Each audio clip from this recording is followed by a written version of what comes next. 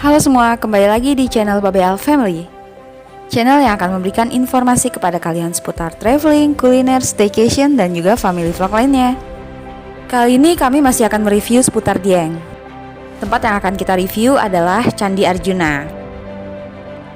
Namun sebelum kita membahas tentang Candi Arjuna, kita cari tahu dulu yuk tentang sejarah Dieng, sejarah titik peradaban negeri para dewa di pusat Jawa.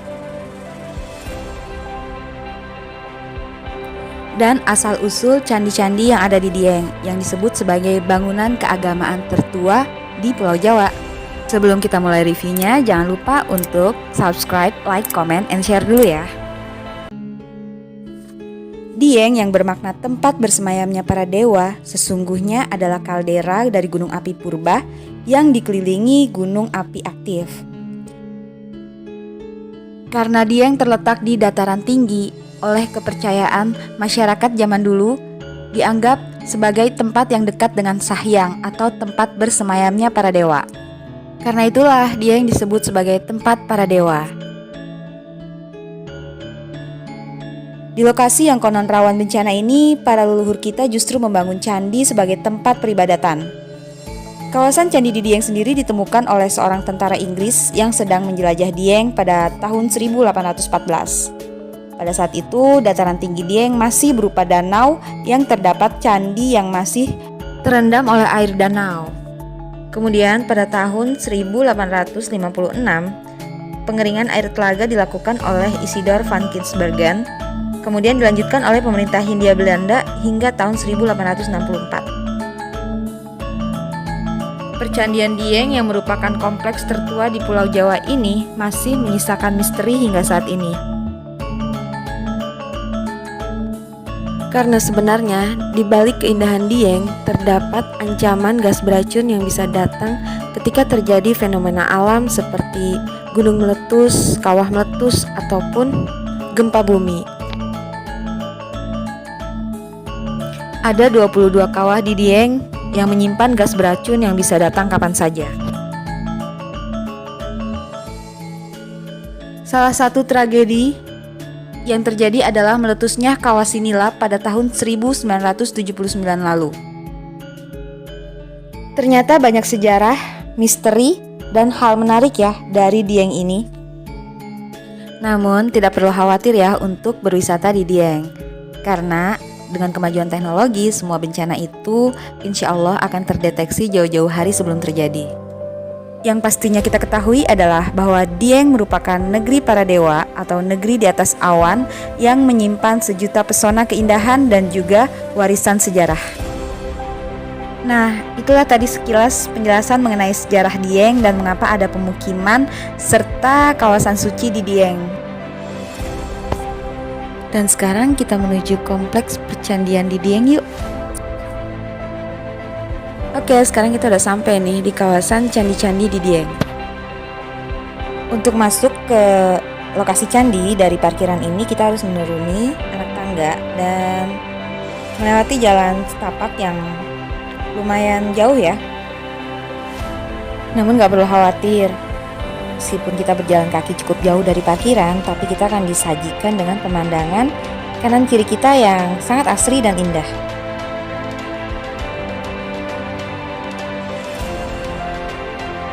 Nah, ini dia pintu masuk menuju perkomplekan candinya. Di sini nggak hanya terdapat Candi Arjuna ya, tapi ada juga Candi Gatot Kaca, Candi Setyaki, dan lain-lain. Untuk tiket masuknya itu 20.000 per orang dan anak di bawah 5 tahun itu masih free ya. Dari pintu masuk candi, kita masih berjalan sedikit lagi ya. Jadi disarankan karena di Dieng itu rentan hujan, kalian tuh membawa payung ya, karena cukup jauh dari parkirannya. Kawasan candi ini dikelilingi oleh pegunungan dan juga kebun sayur mayur seperti kentang dan lain-lain. Dan memang benar ya kalau sejarah mengatakan bahwa candi ini dulunya tergenang telaga atau danau karena memang posisinya ini berada di bawah. Rasanya tuh segar, sejuk, tentram aja ada di sini. Teman-teman, Babi Al sekarang sedang berada di Candi Arjuna, salah satu situs yang berada di kawasan wisata Dieng. Tepatnya di Kabupaten Banjarnegara. dapat kita lihat di belakang Babe Al nih.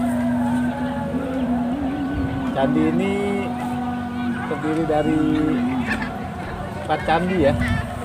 Cuma satu candi ini udah ada yang rusak ya, karena termakan usia, sudah terlalu lama. Nah, kita tetap sebagai bangsa Indonesia harus melestarikan budaya-budaya yang ada di Indonesia ini. Cuaca di Dieng saat ini sendiri sudah mulai turun kabut nih teman-teman. Suasananya sangat sejuk sekali nih. Jadi gunung-gunungnya sudah mulai tertutup kabut. Ikuti terus teman-teman channelnya Babe Al. Jangan lupa subscribe, like, comment, and share. Dan kita akan terus memberikan informasi-informasi update untuk pariwisata, vlog-vlog yang bermanfaat buat teman-teman sekalian. Ikuti terus. Kawasan candi di dataran tinggi Dieng ini cukup luas ya, diperkirakan kurang lebih menempati area 90 hektar. Hanya saja baru sebagian kecil sih dari candi-candi tersebut yang sudah selesai direstorasi. Dari sekian banyak candi yang ada di dataran tinggi Dieng, kompleks Candi Arjuna ini yang memiliki luas sekitar 1 hektar. Dan di kompleks Candi Arjuna ini terdapat 4 candi utama, yaitu Candi Arjuna, Candi Putadewa, Candi Sembadra, dan Candi Srikandi, serta 1 candi sarana yang dimiliki Candi Arjuna, yaitu Candi Semar.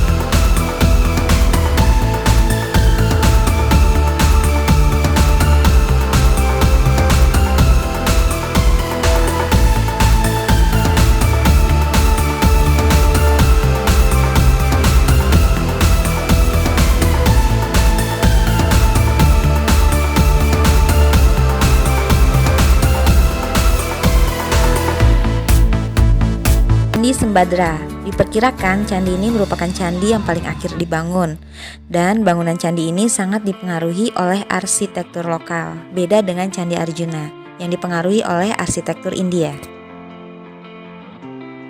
Selain indah, Indonesia juga sangat kaya dengan peninggalan-peninggalan sejarah dari peradaban-peradaban bangsa terdahulu. Dan semuanya itu harus kita lestarikan. Dan candi-candi di Dieng ini disebut sebagai bangunan keagamaan tertua di Pulau Jawa.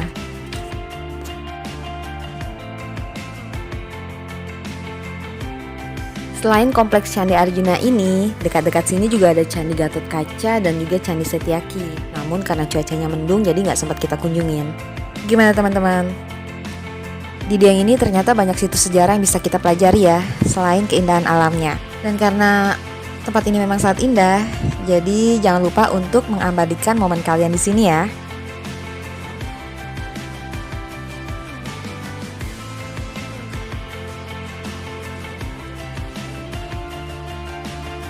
Oh ya, satu lagi nih informasi mengenai agama di Dieng.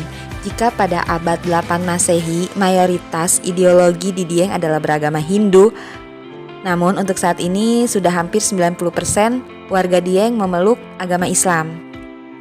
Hal ini tak lepas dari kisah sejarah Kiai Kolodete, seorang penguasa di Dieng yang beragama Hindu yang kemudian masuk Islam. Dan ada versi cerita yang mengatakan bahwa Sunan Kalijaga yang mengislamkan langsung Kiai Kolodete ini.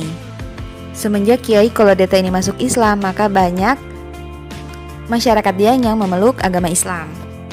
Dan sejak Islam masuk di Dieng, semua golongan bisa tinggal di Dieng. Karena sebelumnya hanya golongan Brahmana dan Ksatria saja yang boleh tinggal di Dieng. Tapi setelah Islam masuk, semuanya bisa tinggal di Dieng. Oke teman-teman, cukup sekian review kita mengenai Dieng dan juga sejarah dari candi-candi yang ada di Dieng, yang merupakan pusat peradaban tertua di Jawa. Semoga apa yang kita review menjadi informasi yang bermanfaat untuk kalian. Jangan lupa dukung channel kita dengan subscribe, like, comment, and share. Bye-bye!